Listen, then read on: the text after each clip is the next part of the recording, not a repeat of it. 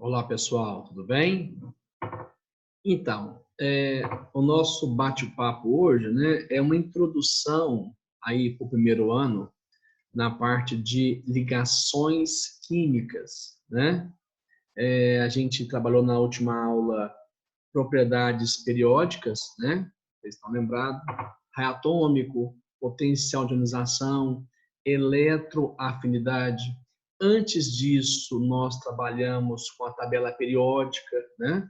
Então, o nosso próximo assunto agora corresponde a ligações químicas, ok?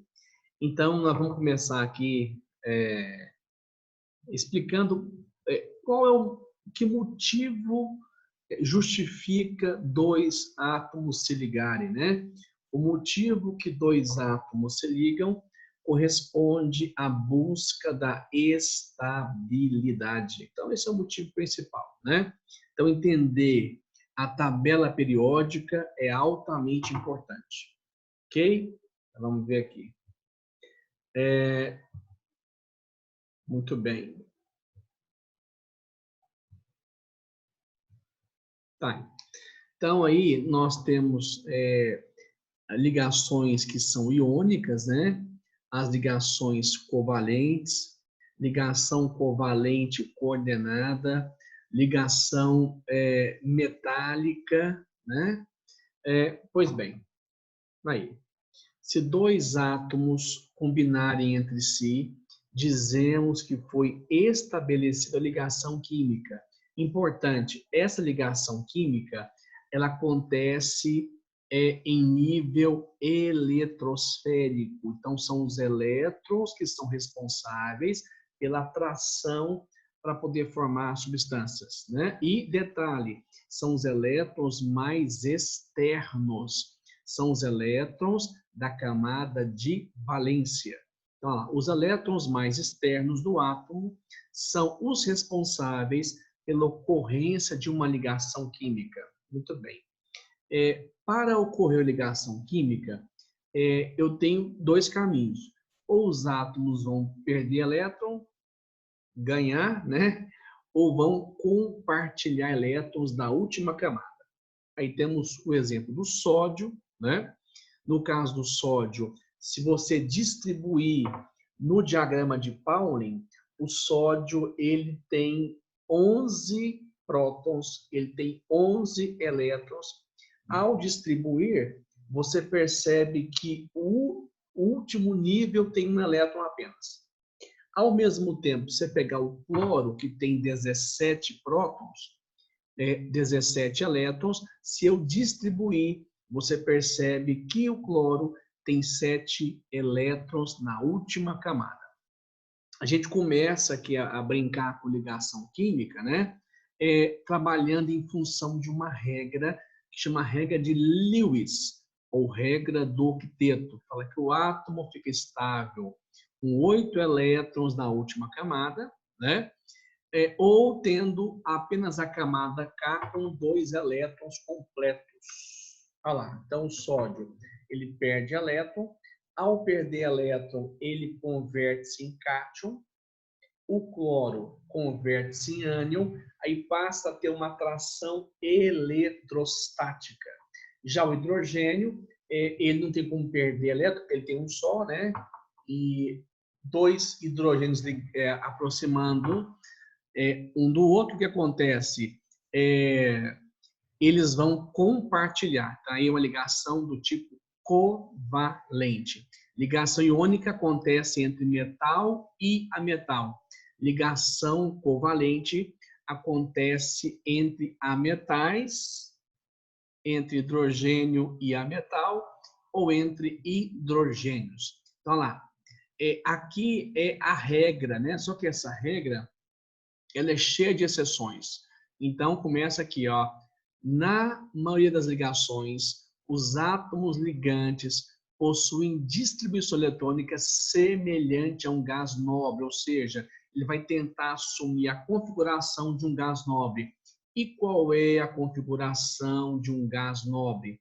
É apresentar 2 elétrons tendo apenas a camada K, ou ainda apresentar 8 elétrons na última camada.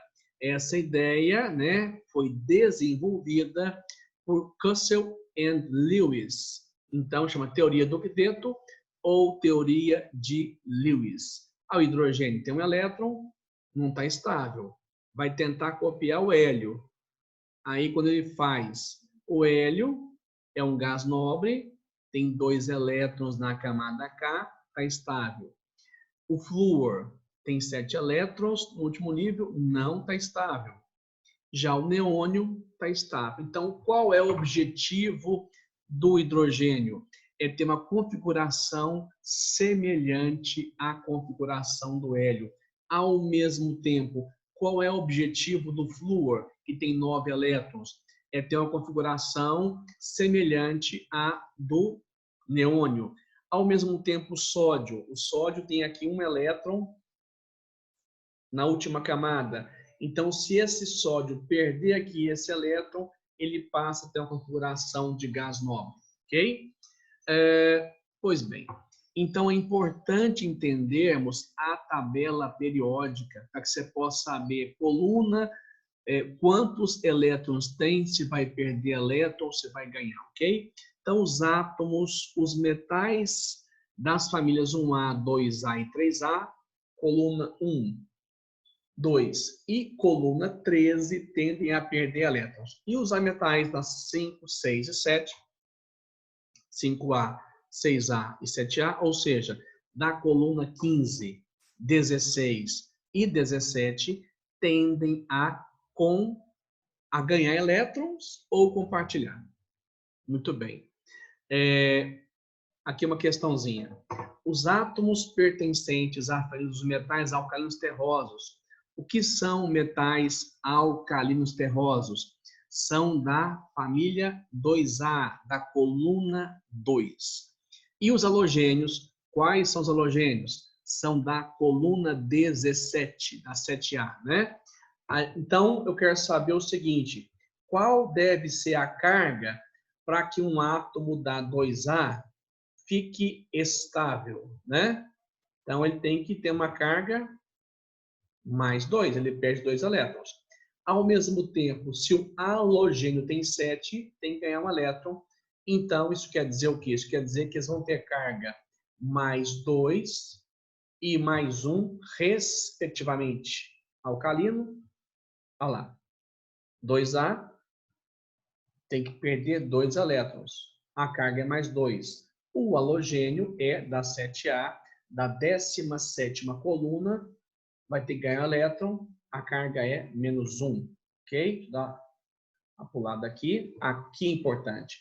Ligação iônica ou ligação eletrovalente. Então, para você estudar no livro para nós aí, ler o livro direitinho, estudar, ter iniciativa, né? A leitura importante da teoria e depois exercitar. Ligação iônica ou eletrovalente é aquela que acontece mediante a transferência definitiva de elétron. É aquela que acontece pela atração eletrostática. Então, ocorre entre metal e um ametal.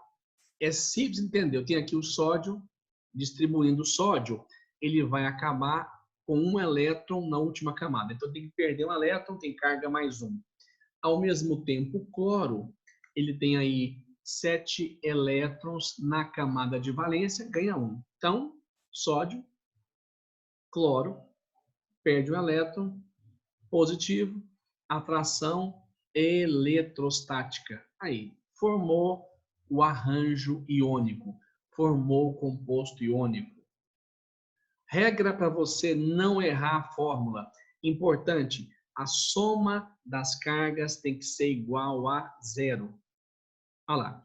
Para os compostos iônicos, poderemos usar a obtenção da fórmula final usando o seguinte esquema geral.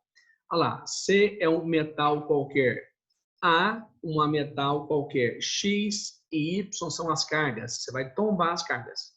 E aí vamos ter uma fórmula mínima. Olha lá. Para finalizar aqui um exercício. A camada mais externa do átomo X tem 3 elétrons. Então, o X tem 3 elétrons. Tá lá. Enquanto a camada mais externa do Y tem 6 elétrons. Se tem 6 elétrons, é da 6A. Então, a carga é -2. Uma provável fórmula do composto formado por esses elementos é... Então, olha lá, um tem carga 3, o outro carga 2. Vamos tombar as cargas. Portanto, alternativa A. Ok? Pessoal, tranquilo? Então é isso aí. Leiam o livro. Eu vou também postar uma aula de ligação química aí. Vou pôr o link de uma aula, ok? Aí você assiste, aí você vai estudar e fazer as questões. Aí depois, na sexta, a gente vai trabalhar com esse conteúdo. Ok, gente? Muito obrigado. Um abraço, viu? Tudo de bom.